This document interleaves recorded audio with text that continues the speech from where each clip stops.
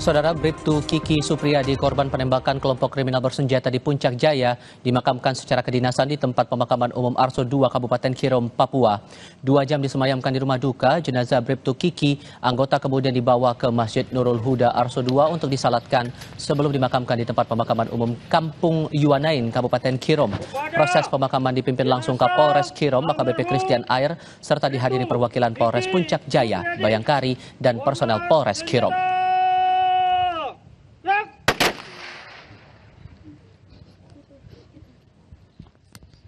Kita telah mengikuti tadi dari Masjid Nurul Huda Arso II penyerahan jenazah dari pihak keluarga kepada pihak kepolisian dan melanjutkan hari pemakaman Arso II atas rekan kita yang telah gugur dalam melaksanakan tugas, Bribtu Kiki Supriyadi di Puncak Jaya.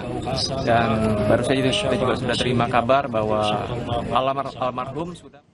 Saudara, pilot Susi Air Philip Mark Mertens bebas dari penyanderaan kelompok kriminal bersenjata Papua. Proses pembebasan yang berlangsung selama 19 bulan tak lepas dari peran tim negosiator yang berkomunikasi dengan KKB Papua.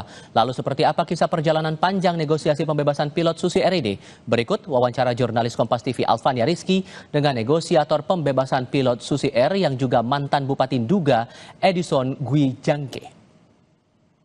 Drama 19 bulan penculikan pilot Susi Air Philip Mark Mertens akhirnya usai. Tim negosiator dari Indonesia bersama dengan kelompok kriminal bersenjata berhasil menyepakati untuk kemudian membebaskan Philip Mark Mertens kembali ke keluarganya. Seperti apa kisah di balik proses negosiasinya? Sudah bersama saya dengan mantan penjabat Bupati Nduga, Bapak Edison Gwijangke, yang sekaligus tim negosiator pembebasan Philip Mark Mertens. Selamat siang Bapak. Selamat siang. Terkait dengan pembebasan ini, kan kita tahunya sudah bebas, tiba-tiba sudah bebas. Proses negosiasi panjangnya juga sangat intens. Sebenarnya